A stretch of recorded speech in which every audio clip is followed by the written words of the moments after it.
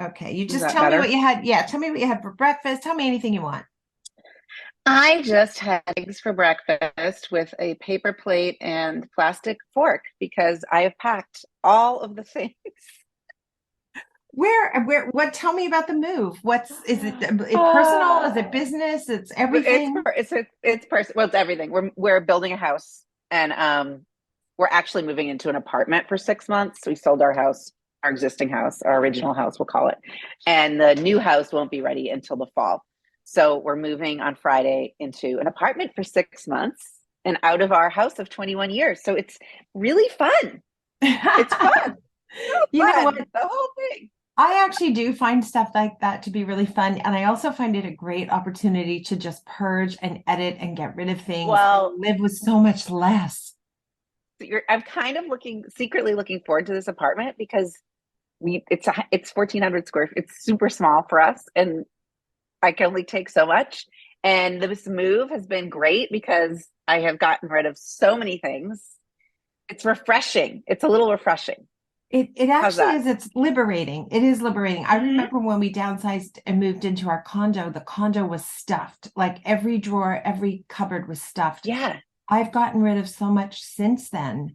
So Yes. it's amazing once you realize you actually don't need three lemon zesters in your life and You do probably not. You do not. right. And there's probably Mm-hmm. someone who would like to have one and doesn't have one because you're hoarding them all. So I felt good Right. about all the things I gave away. And I feel great about the conversation we're going to have, Andrea, too.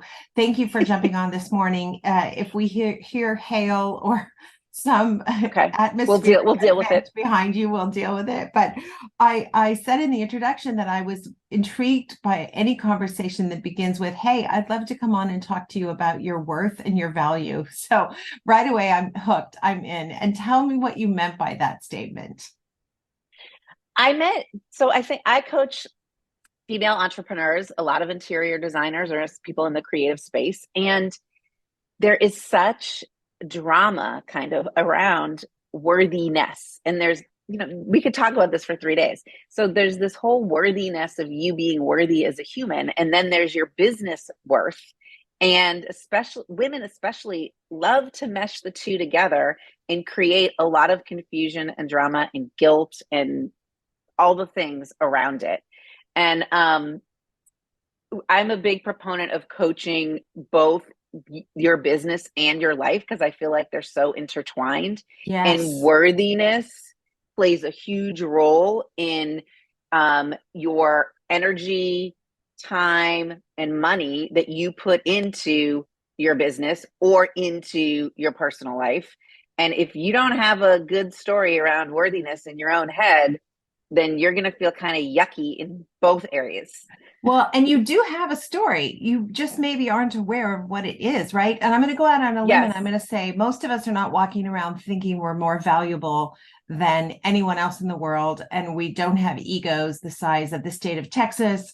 It's not usually a problem of, I think I'm all that. It's quite the opposite, typically, isn't it? It is. It is. We're not thinking we're all that 100%. I think I always like to say that if we're talking about worthiness and we're talking about it also with your business in mind, it's really your thoughts around worthiness are really made up of three different beliefs. Okay, so Okay. you've got to have. I'm grabbing a Okay, you pen. ready? You got your pencil? Okay. I'm ready. Okay. So your worth or your thoughts around worth are a combination of three beliefs. So belief in yourself, like I know what I'm doing. Okay. Belief in your service. I'm helping someone create a more usable, attractive, livable, beautiful space. And your belief, this is the kicker, in the what I call the emotional and financial maturity of the person on the other side of the table, the emotional and financial maturity of your client. Oh, so If we're number three is talking not even business, about me. Okay. So it is not about you. I want to unpack Mm-hmm. all of these. So, number one, yourself. I know you're going to get into that, but one thing you said off the top is when you're coaching someone, you have to coach them about their business and their life because I found when I finally started cleaning up my business, the result was my life got infinitely better. Yes, Infinitely better. yes. 100%, Uh, 100%. I okay, actually had and a client yesterday. She's like, I'm going back to Weight Watchers, but all these amazing things are happening in her business. And then now all of a sudden she's like cleaning up her life. It's great. You're right. they're so intertwined. And I don't know if that's true just for women, because I know a I lot of don't know. guys, when it's time for them to think about retirement, they fall apart because they can't imagine life without the business. So I think it's just a human, or maybe it's a North American. Maybe we can limit it to like I that don't know. drive culture that we've all grown up in. And then Yes. when we talk about service, and I'm going to let you unpack all three of these, but I wanted to say about service, it's so much more than just the things you listed, like helping people create a beautiful and a functional space. You're actually freeing up that client to go out into the world and spend their time, their most valuable resource, on doing the thing that they're great at. They don't have to spend Mm-hmm. time decorating the house or building a house, right? I'm Yeah, going to do that yep, for them. yeah, yeah. You're like, I say we have our four most valuable resources are time, money, relationships, and energy. And by you doing your work and delivering service and value, what you're doing is giving them more time.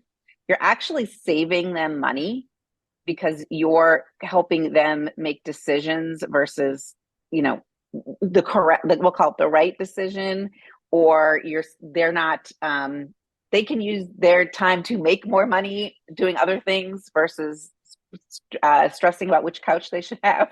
Okay. Yeah. So time, money, um, relationships. I'm going to say also working with someone in your field of expertise.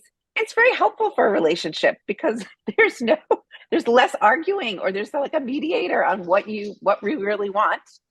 And energy, I think, is the most important thing. The value you provide definitely is intertwined with energy. You are saving them energy and brain power. I'm like a living testament to this right now because I mentioned before we're building this house. Okay. And from the ground up, we are taking on Friday when we move out of our original house, we are taking 4 leather swivel chairs. That is it. Okay. And we are refurnishing or we are furnishing this new house with all new stuff. And we've been working closely with a designer for about 2 years. And she really, I happily write her checks because she has saved us so much time, money, energy, and relationship, marriage. Right. And that leads right into number 3, which is the emotional maturity of your client and the financial maturity of Yes, the client, which you have. So I kind of fast tracked through those 3, but I would love for us to you go did. right back to the beginning and talk about how we can impact how we see our own value and worth. Because to me, that seems like it's the pinnacle. No, it's not the pinnacle. It's the foundation. It's the opposite. It is the It's the foundation. heavy side of the triangle. Okay. It is. It's the heavy side. So um, we were all born 100% worthy. Like on day one, I want you to think about it. You came out as 100% worthy. Like you are worthy of people's time and energy. You are worthy in all sorts of ways. So when we go back to our own human worthiness, I think the best key you can take away from that, or how you want to think about that, is you were just born 100% worthy. So if you're having drama around that, you've created stories in your head that argue with that fact that you were born 100% worthy. So there's that, right?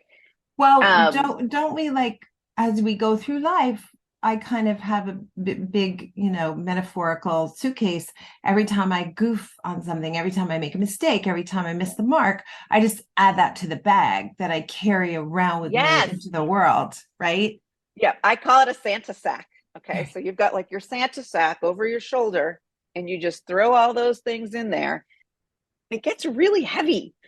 Sack gets really heavy, and you've got thoughts about all the things that are in the sack, all the times you goofed, or all the experiences that you've had that maybe weren't so perfect, because those are the ones we remember, right? We don't remember the perfect ones. Right. So if you're having drama over worthiness, that sack is probably getting really, really heavy. And it's time that we empty it out and put it all on the floor and see what's in there. And what stories do we want to keep? And what stories do we want to say goodbye to? I like that visual. And I will say this too. A lot of my female friends, and I can be guilty of this, someone gives us a compliment. They say, you did this thing really well. We whip out that Santa sack and say, wow, okay, but here's what I did the other day, or here's what I did last week. We open the bag and we constantly talk about what's in that damn bag instead of accepting the praise. It's That's 100% true. And I think, especially as women, this is true, right? We don't know how to accept praise. We don't know how to celebrate very well. If we want to talk about like goals, for example, sometimes we think we're going to be more, when this happens, then I'll be amazing, right? When I reach the goal, then all my thoughts will get cleaned up. But that's not true, because we don't pause long enough to even recognize that we've reached the goal or XYZ has happened. And I call it taking a strategic pause. Like whenever I'm working with a client, I always say at the beginning of the call, what are we celebrating? What are we celebrating? And it's a hard question sometimes. They really have to think about it. But when we don't give equal airtime either to the evidence that we have that of things that really went well, we give way more airtime to the things that haven't gone so well. So that's another awesome way to think about things. Like, are you giving equal airtime to both the stories that you love and the stories that you don't love? Oh, the answer is no. I mean, does anybody do that Yeah, perfectly no, well? No. It's no, no. you paint a room and all you think about is that one spot that isn't perfect, but you miss the fact that you painted the other five main surfaces beautifully or whatever. Yeah. Exactly. Oh, Exactly. so what do we do about that? Is it just a matter of, first of all, I guess we recognize it and then I think train ourselves to accept the compliments and absorb them a little bit more? I think it's practice. Yeah. Okay. So just like you are practicing a sport or practicing the piano, we've got to practice recognizing what's really happening and what we want the examples and evidence. Practice seeing. I think this is the thing. Practice seeing the goodness, right? And we don't have to be so judgmental about everything. A lot of times my clients say, I just have to think more positively, right? Isn't that what I just have to do? And I sometimes say, no, we don't have to think more positively. We just have to really separate out what are the facts and what are your thoughts about the facts. So a lot of coaching, like I want to pick, if, okay, anyone who's ever like taken a golf lesson, okay, or tennis lesson or piano lesson, whatever kind of lesson, you've got a coach beside you. Okay. They are not playing the piano for you. They are not swinging the golf club. They are not serving the tennis ball, right? They're showing you what's going on in the mechanics of your swing or the mechanics of how your fingers are on the piano. So that coach or that outside party, whoever it is really there to help you recognize what's working, what's not working, and what we want to do differently next time. You need someone else to help you practice actually believing in your worthiness, or keep helping you keep the stories you want to keep. And that is just, that's an essential thing. I like to say we're all stuck in our own peanut butter jar. Okay, so whether it's Skippy or Jiffy or natural peanut butter from Whole Foods, it doesn't matter. You are stuck in there. And when you're stuck in there, you cannot read the label. You can't really see what's really going on around you. You can't see the ingredients of the peanut butter. You don't even know what's creating your thoughts inside there. You need a label reader. And it can be a friend or a husband or a mentor or a coach. It can be anyone, but someone's really got to be reading that label. I like that. I love the visuals you're giving us as well. I can feel myself stuck in the peanut butter jar sometimes, by the way. And I don't even Yes. want to talk about piano. I tried to take piano when my kids did, and the piano teacher finally said, I'm just going to tell you this. You have no natural aptitude at all for piano. So I'm like, okay, I'm tapping out. Thank you so much. See, sometimes a good coach will tell you that too. You're going down the wrong Yes. path. You're not going to get where you want to go going down that path. So let go, surrender. Yes, it's 100% true. Where they can't, we also can't see um, how things that are happening in one aspect of our life are impacting the other aspects, right? True. That's like we are, a lot of my clients come to me with, hey, I need to make more money. Okay. Okay. Well, super. We can work on that. But what's impacting that? What are all these other thoughts that you're having, or what else is going on in the background that's impacting that? Yeah, because I guarantee you not making money has nothing to do with anyone but you, right? Like A hundred it's percent, always me. It's always me. 100%, All right, you 100%. said Yep. the second one is about service, the value of the Yes. service. Is that the value of the service I provide? And if so, how can I really come to grips with what is the value of that service that I provide? Well, I think one way I love to think about this is you are providing your client or customer some sort of transformation. Okay. So if you are not charging them enough, then you are not giving them the opportunity to transform to the level or evolve to the level that they're capable of. So here's my visual for this one. I like to picture this house with these big, huge doors. They have big knockers on them, and they've got like I actually picture two doors, like a front door with two doors and two doorknobs. And if you're not charging enough or you're not believing enough in your service, you are not opening those doors wide enough. Like the doors are just open like with a little crack and they're trying to sneak through and you're but if you are charging enough and believing in yourself enough and the service, then those doors are wide open and kind of like the sky is the limit. So your belief in the service you're providing or the value you're providing is directly correlates with the amount of evolution transformation that you're providing for your client. Okay, so here's a tricky thing that we see. I hear what you're saying, and I like that visual too.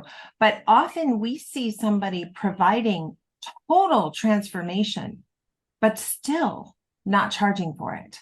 The client is getting Okay. the value of somebody who's got experience and expertise, but they're still not charging them for it. Okay, so that gets to the third thing then.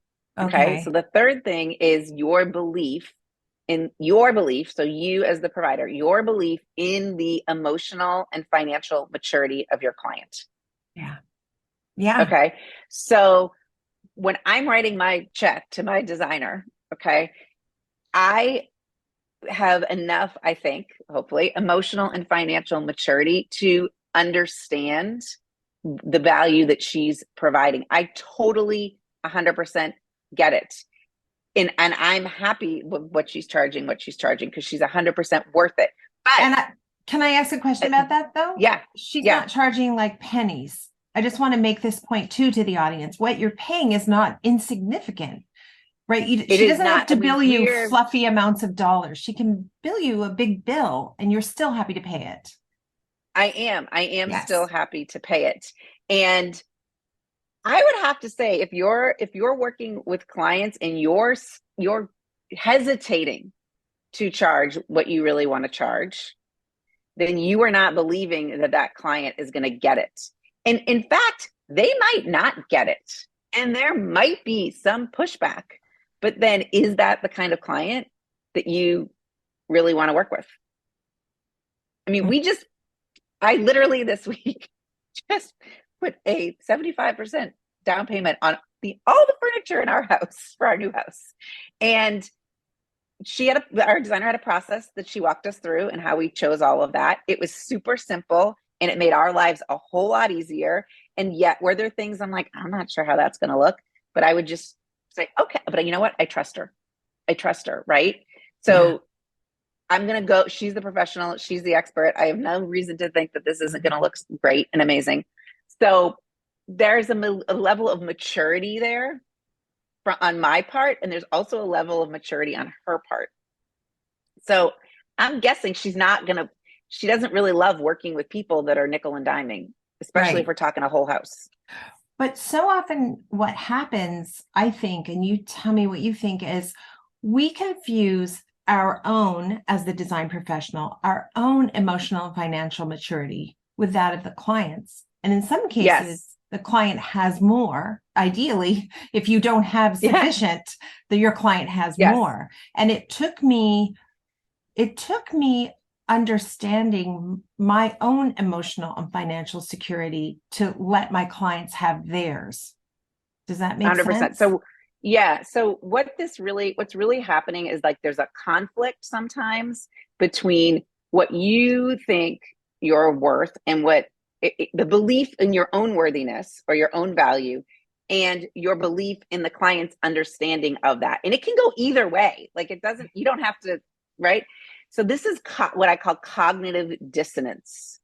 Okay. So I don't know if you're familiar with this kind of thinking. But the term cognitive dissonance was really used to describe kind of the mental discomfort that results from having two conflicting beliefs, right? So people tend to see or seek consistency in their attitudes and their perceptions. And when there's a conflict, it causes feelings of unease and discomfort. And this inconsistency between what people believe and how they behave motivates people to engage kind of in actions or pricing that's going to minimize the feelings of discomfort.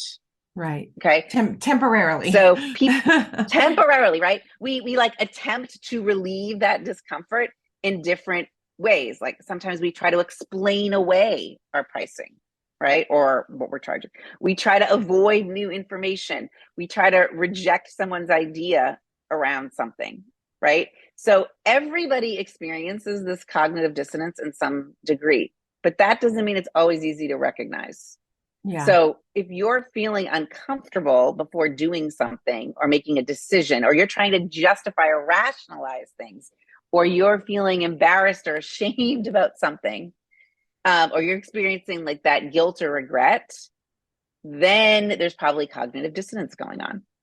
And So so is that my opportunity then to practice the healthy side of what's going on there, to like seek out what that duality is and then practice the healthier side? yes, yes, that's your opportunity. And this is again where kind of like life comes in, right? Like if we are experiencing guilt or regret about something in our business, a lot of times that guilt or regret is tied to something that's like going on in our life.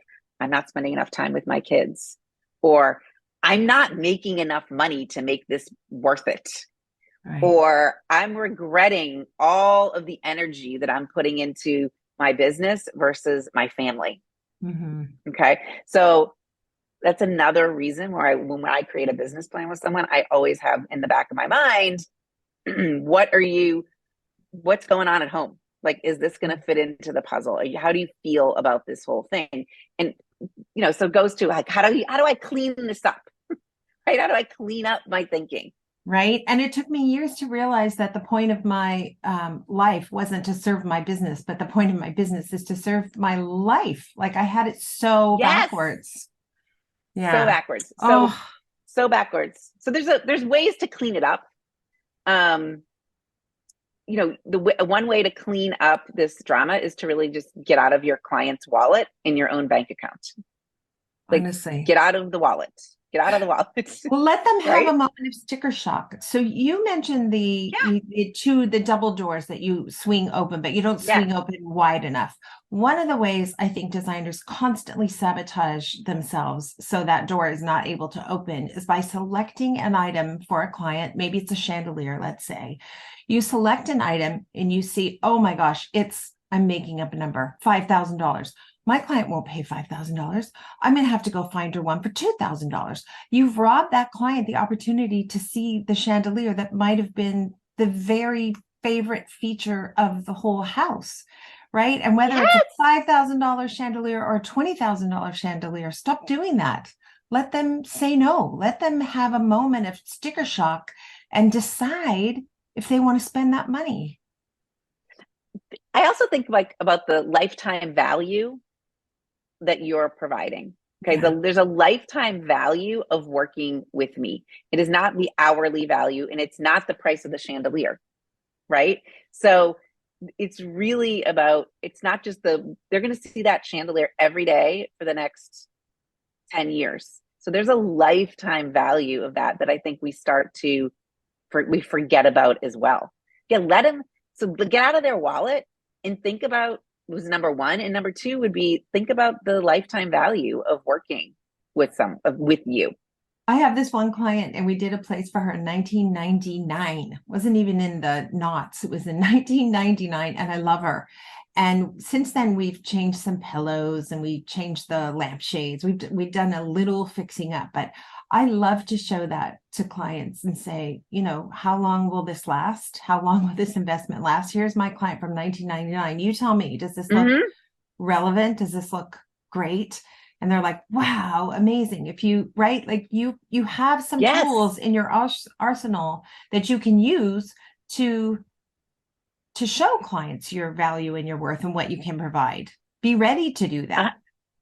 You've got to be prepared, which means that you have to take yourself to the place where you can see the lifetime value you're offering. You have to stop thinking about your clients' bills, the cost of building their house, their family vacation that they're saving for, their broken water heater. You have to start thinking about the value that you're delivering over the course of a lifetime, not just in the upcoming 6 months or when they sign the contract. It's really lifetime value. You can start realizing that your service is really kind of an undercharge and an over delivery. Yeah. And that's kind of like, think about that. You're undercharging and over delivering.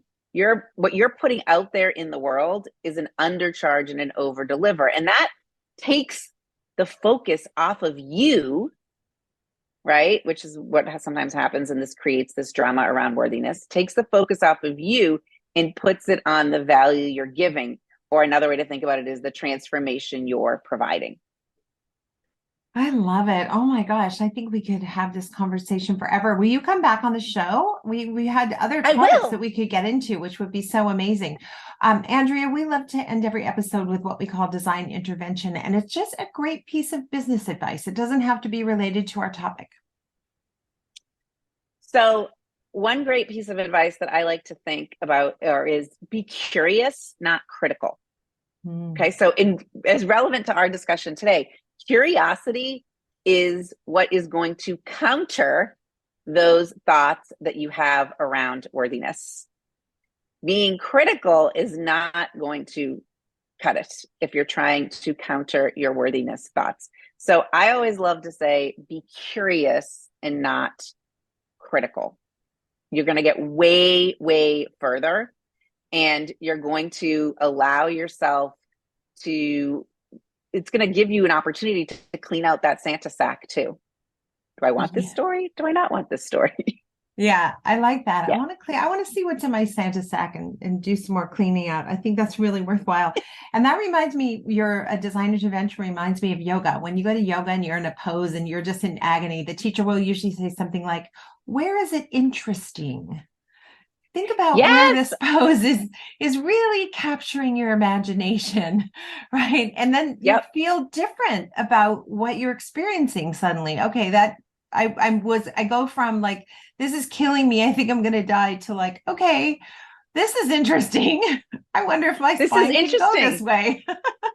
Yeah, it's like, I go to yoga actually a couple times a week, and one of the phrases my instructor says sometimes is, what do you really need today? If this pose isn't working for you right now, what do you need? Does this muscle need to be stretched a little more? Do you need to lessen up? Do you need to go deeper? What do you need?